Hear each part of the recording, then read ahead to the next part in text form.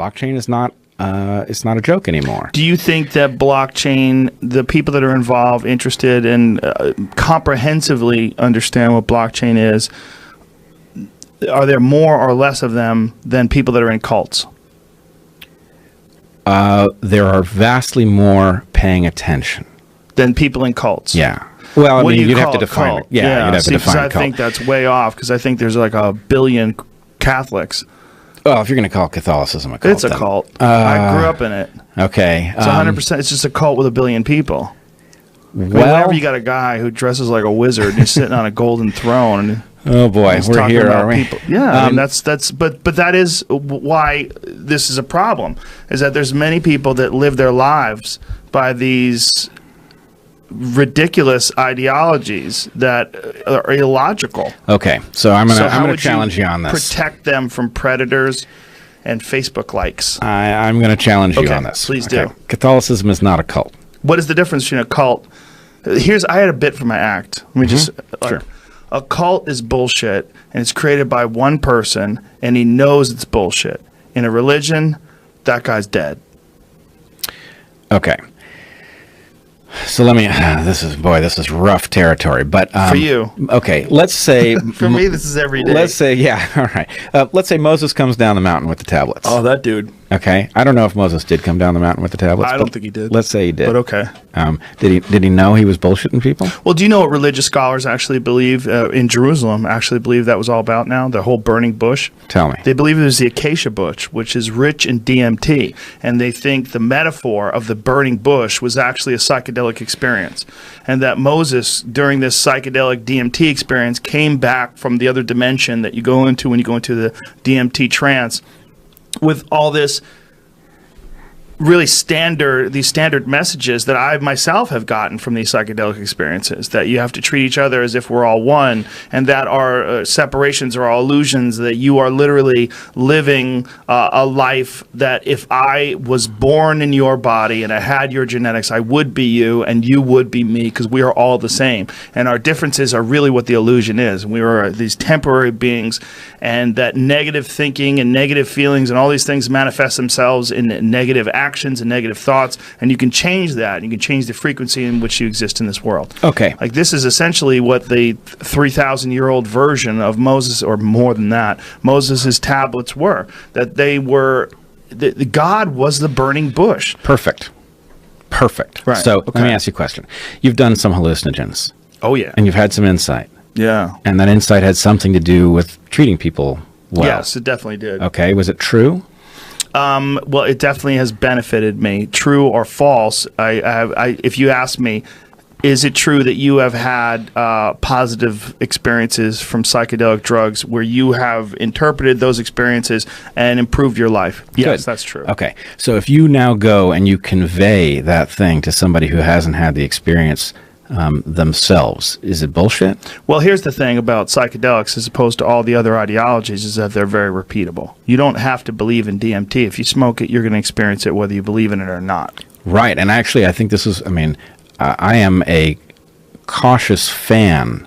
I say cautious because I'm not a fan of the idea that these substances should be used recreationally. I think that's a mistake. I agree with you. I think it's fine to have a great time, but that these things are so powerful that one should be deliberate about it, and don't do it with a TV. The only thing that I like about doing it recreationally is it's going to get more people to do it.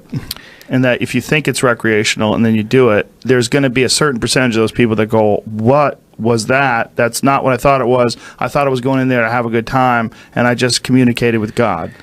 Yep. Air quotes God. Yeah, air quotes. Well, but air quotes God is marvelous because air quotes God is the real deal. Yeah. Right? In other words, it's not a dude on a cloud. Right. It's something... it is a metaphor for something lodged very deep in the mind where you can't find it directly, and this is a hack that many cultures have used to access that layer. And it's all very familiar to us, and when you talk to people that have studied DMT in particular, one of the reasons why I think it's so familiar to us, when you have this experience, one of the first things that happens is you feel like you've been there before. And they believe that this is because during REM sleep, your brain produces DMT. Yep. It's very difficult to monitor, but they have been able to, through the Cottonwood Research Foundation, which all started from the work of Dr. Rick Strassman out of the University of New Mexico, who wrote a book called DMT, the Spirit Molecule, which was one of the very first times where the DEA allowed them to do clinical studies on people with intravenous dimethyltryptamine, which is like fucking serious shit. So instead of like this 10 to 15 minute trip, you're gone for a long time, half hour plus, and deep experiences that a lot of these people mirrored. They had like super similar experiences, but through the Cottonwood Research Foundation, they found that live rats are producing DMT in their pineal gland. This has been proven now, which was really just speculation. There was anecdotal evidence, but now they know that rats produce this. Well, so they don't know exactly when people do it, because they would have to do the same thing they do to rats. They'd have to open your brain up. Until they develop some sort of sophisticated detection methods, it's just speculation as to when the brain's producing this incredibly potent psychedelic drug. But it's there. Right. We know it's producing it. We know it's produced in the liver. It's produced in the lungs. It's endogenous to the human system, and we don't know why. Yeah, well, I'm pretty sure I have a good insight into why. Okay. But for the moment, let's pursue the issue of what the implications are. Okay, I'll hold on to why. I'll cross my fingers. Yeah, cross your fingers on that one.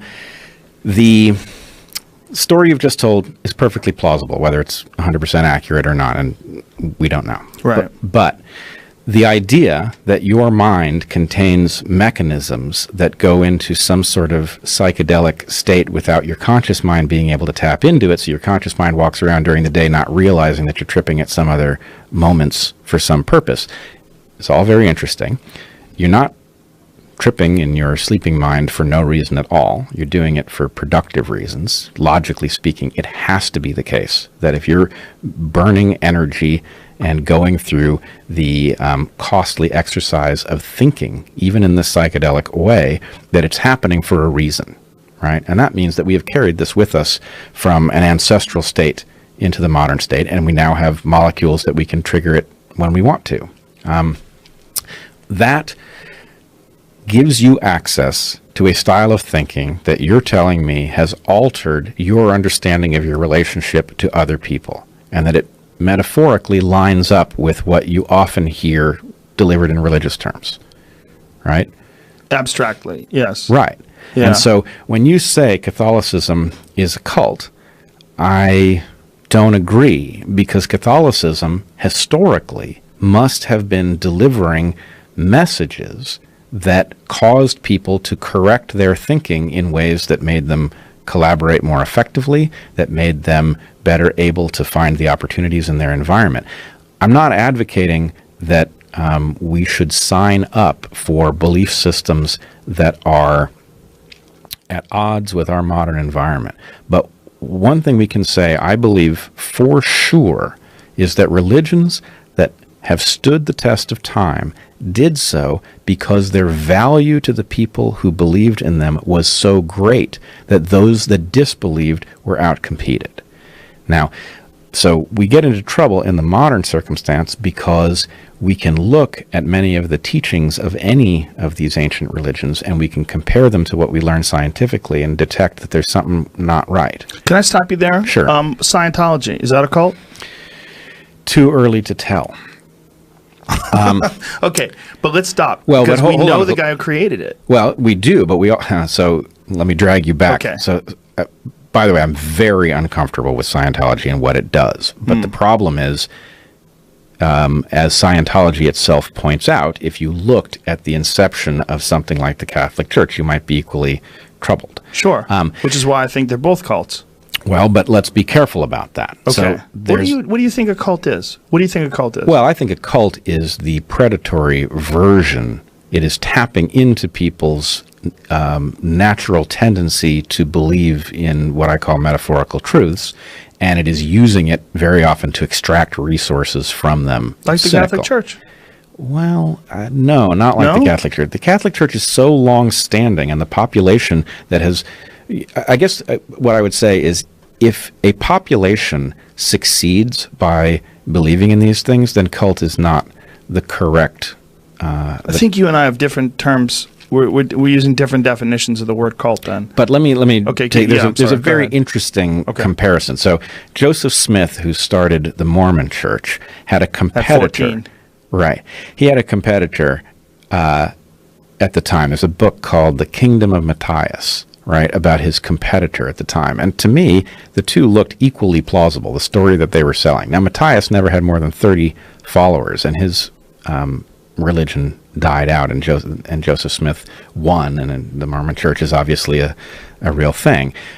But these sets of beliefs are advanced by somebody, whether those somebodies are cynical when they do it or whether they are earnest. I think many of these, the ones that we have that have lasted for long periods of time, have been advanced by somebody who was in one way or another, conscious or not, DMT or not, tapped into something that when delivered to other people actually constituted a kind of insight. Now, as opposed to being a con man.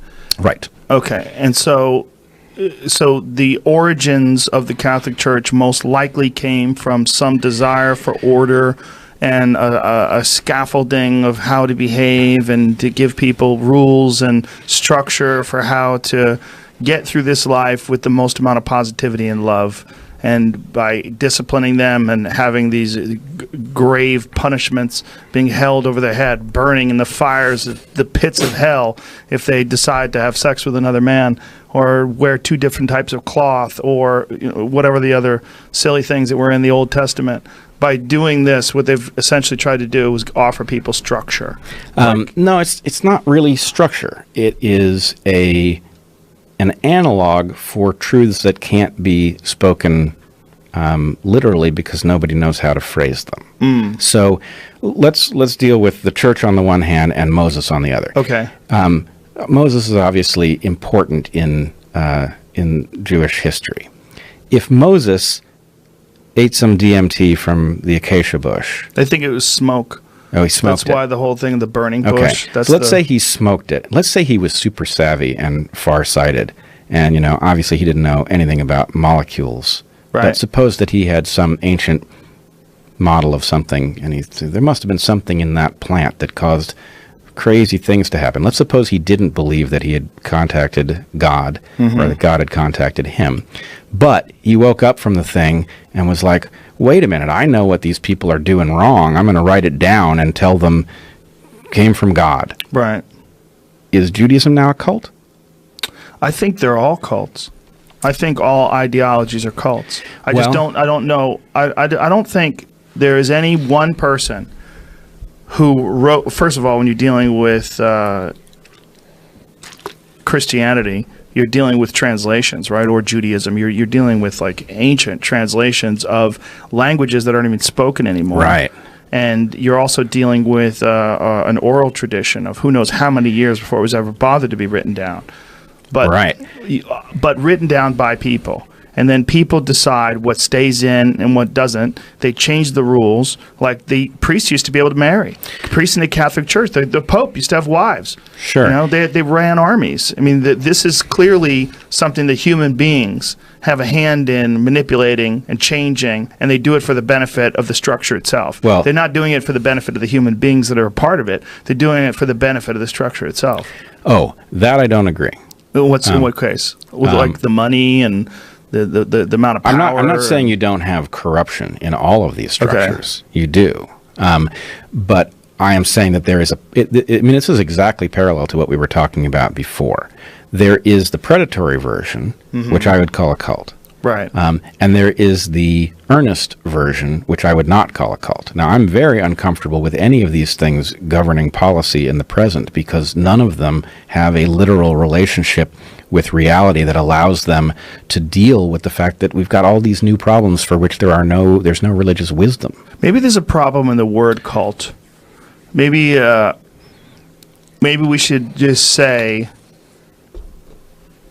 a structure created by human beings, which is basically all structures, all models of behavior where you have to adhere to certain things. But the problem with religion, and even with a lot of cults, is these supposed grave consequences for deviating, right? Well, So, all right, let's pick up Catholicism because it's easy because so much of the structure is visible to us. Yeah. Okay. I would argue that Catholicism, this is going to be true of all of Christianity, it's going to be true of Judaism, but Catholicism it is easy to see how it would facilitate collaboration, that effectively it would recreate in some sense the insight that you're talking about from DMT, and that it would instantiate it in the population in a useful way that would facilitate collaboration and disrupt processes that cause infighting. Yeah, so, like what I was speaking before, it might be a structure. It's the scaffolding for human behavior and ethics. Right. But imagine, I mean, we can see it in Catholicism. Sure. We know where it is. So every week you have to go and confess the shit you're doing wrong to the dude in the box. Okay? That's how they used to spy on you. I mean, that's what that was for. Well, but why are they spying on you? I mean, no. Because they want to make sure that they don't get overthrown. Well, I don't. I think you're too cynical. Really? Yeah, because. What do you think they're doing? Well, so first of all, I'm a biologist. Okay. How are these priests who don't marry passing on their genes? They're not. Oh, they are. Oh, what are they doing? They're sneaky? No, they're facilitating the stability of the lineage that they are in charge of. So the point is they don't pass on their genes directly. They're passing on their genes indirectly through the population. Their interests are synonymized with the population that they are preaching to. And so you tell the dude in the box what you've been doing wrong. Imagine it's adultery, right? Okay. Oh, God. If I die before next week and I haven't confessed my adultery, you go to hell. I'm going to go to hell. That's bad. Hell is a very unpleasant place, I'm told. Tell that guy who doesn't get to have sex. I'm going to tell him. So now the person I've been committing adultery with is thinking, oh, shit, well, I was going to keep this a secret. But now the priest is going to know that I've been committing adultery because he's going to hear from the other person, and so I better confess too. So now the priest has a sense of like, oh, there's an adultery problem in the congregation, and the priest is flipping through the book and thinking, oh, this week what should we talk about? And so the priest then gets up at the pulpit and turn your book to Psalm whatever, and starts going on about adultery.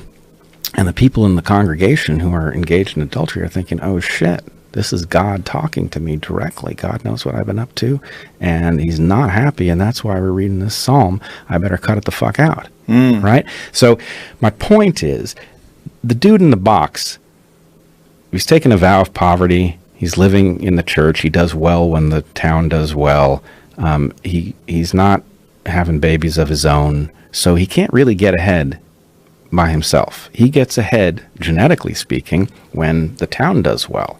And he's in a position to spot what's going wrong in the town, and he doesn't have a dog in that fight because he's not involved in business. He's not involved in mating and dating. This is all relatively recent when it comes to the Catholic Church in the last couple hundred years. Yes, and I would argue if you look back at any of these traditions, any of the ones that worked will successfully have addressed the question of how you prevent corruption from emerging. Well, apparently it was sexual corruption. These guys were rock stars. Like the priests were essentially the guys who had the direct line to God, and just like professors have been known to do, not you, but some have sex with their students, and because the students like look at them like, oh my God, I can't believe the professor's sitting down here with my work. And I mean, it's like, that's a very minor connection in comparison to the connection to God. Anybody who's going to have power is in danger of abusing it. Sure. I would say it's interesting that in the Catholic Church and in other traditions where marriage and making money are impossible, that these appear to be evolved. What's the word? It's like error correction or protection from a virus. So an outbreak of corruption in the church is a bad thing from the point of view of the well-being of the congregation, and something that says, well, if you're a priest and you're spending money in town, people are going to look at you funny because you're not supposed to have money, and if you're hanging around with cute girls, people are going to look at you funny because you're not supposed to be having sex. So this limits their ability to get away with stuff. I'm not saying it's zero. Obviously, it's not. But the idea that there will be protections in each tradition for this, that religions that don't successfully protect against abuses of power will succumb in competition to religions that do it effectively. And so you're absolutely correct that all of the changes in religious texts that people believe in, that's all human beings making decisions about what to keep and what to throw out. I'm not arguing anything else. But what I am arguing is those that have been insightful about what to keep from the point of view of the particular problems faced by the population that they are in will have a competitive advantage because they will function more cohesively than a population of atheists who doesn't have somebody looking out to prevent outbreaks of competition inside the lineage or outbreaks of infighting. So if you were looking at it in an objective way, like say if you were an alien from another planet that didn't understand the language and you just observing the structure, you would see this error correction in the structure. It would say, oh, they realized there's an issue here with power, and so they error corrected by making these priests be celibate, and then they figured out a way to keep them from having money, and that'll keep them from being invested in, okay. Yeah. That's what you're saying. And I think it's very misleading to people who analyze things the way you and I would, because there's so much hocus pocus associated with these structures that, it's like constantly putting a finger in the eye of an analytical person. Of course. I mean, just the way they dress, right? I mean, just the wearing the wizard costume and holding the staff and sitting on the golden throne and all of it. I mean, all the pageantry to it. It's all preposterous. I mean, I agree. Looking at it as a modern person, it looks preposterous to me. On the other hand, there is no way, I'm telling you, I mean, most of my colleagues, I'm sure, would disagree with this, but I hope to show them to be wrong on this front. There's no way that the huge amount of effort and resource that is invested in these structures was an error. It cannot have been an evolutionary error, because if it was, the huge investment that populations put into these structures is an opportunity for some population that behaves in exactly the same way, except it doesn't make that error, to win. Right, but when you get power and then you have the momentum of that power overcoming the population, and then you have positions where the behavior patterns are extremely restrictive, and you have to behave inside these behavior patterns or there's grave consequences. I mean, you could conceivably run that for 1,000 years without any error correction. I mean, that's what you've got with Islam, right? You've got a very ancient form of religion that Michael Shermer wrote a piece about it that's pretty interesting, where he was talking about how it's the only religion that didn't go through the Enlightenment. And he makes these comparisons to like the corrections that have been had with other religions as time has gone on that haven't happened there, and you could equate it to resource management, you could equate it to the part of the world in which they live, you could equate it, there's a lot of different ways that you could try to figure out why this happened. But the reality is that thing has not changed, that structure has not changed for a long time. I think you've hit on exactly the right point.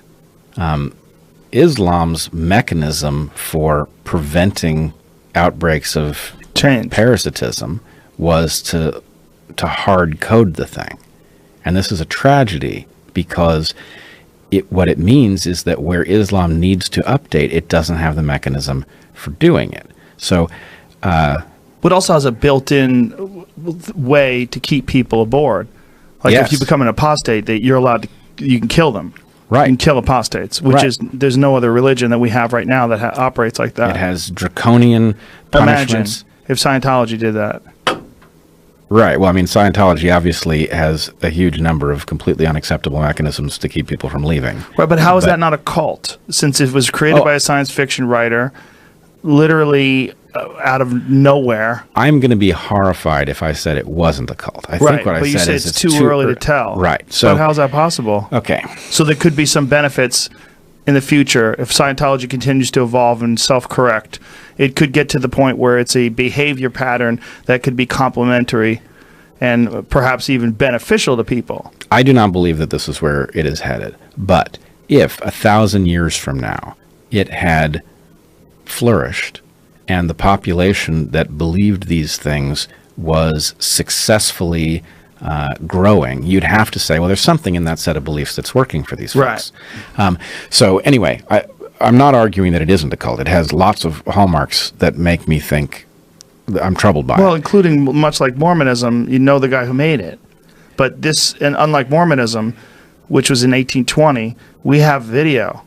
We see L. Ron Hubbard's bad teeth and his fucking captain's outfit on with the medals that he gave himself. You're like, hey, what is this? Right. Right. Oh, you get a planet when you die or something like that? It sounds like a cult to me. On the other hand, I mean, we've got... That's the Mormons get a planet when you die. Sorry. I'm confused. Scientologists don't get a planet? No, the Mormons do. And it was in one of the Osmond Brothers albums. They all went to these planets, like in the album. I forget what the album is. It's a hilarious album, but if you open it up, it's all planets. And the album, the name of the album is this concept that you get a planet when you die. It's something that the Mormons believed in. This seems stingy to me, because the universe is so big, we can each afford to get a planet. There it is. The plan. That's it. See, that is some Joseph Smith shit. Who, by the way, it's a wonderful book. If you read the actual origins of Mormonism, people that are listening go, wait a minute, what do they believe? Wow, do they believe some wacky stuff? But he had a golden or a seer stone rather that allowed him to read the golden tablets. The seer stone was a special magic rock that allowed him to read these golden tablets that contained the lost work of Jesus. Was that the inside of the album with all the planets? So I believe he was actually illiterate. Yeah, and that he was a con man, and he was murdered. Put a sheet over his head and dictated what he was supposedly reading to somebody else. That's my understanding of it. But he was a charismatic person, like many people who've created cults. He was. I think what they did right. Mormons are some of the nicest people I've ever met. They have an amazing sense of community. They're super nice, and I've always said that if I was going to join a cult, I think I'd join the Mormons. But where they fucked up is regulations came in. They started restricting the market. The regulators came in and stopped these people from having 9 wives. And then they're not going to be so nice anymore. The reason why they were so nice is because they had these crazy relationships. They were having orgies every night. Well, they had 9 people living in the house with them they're allowed to have sex with. There's a problem with your they, because for everybody who had 9 wives, there were 8 dudes who had none. Those guys got to get their shit together and start their own cult. I guess. Where, well, maybe they're gay. I don't know. What about the women, too, right? Well, how about a woman who has 10 husbands, This is bullshit for her. That doesn't happen. Yeah, it should, right? No. Should be possible. No. See, there's a very good biological reason that it doesn't make any sense. But you were ready to dig deep into your biological. Oh man, don't go polyandrous on me. We went.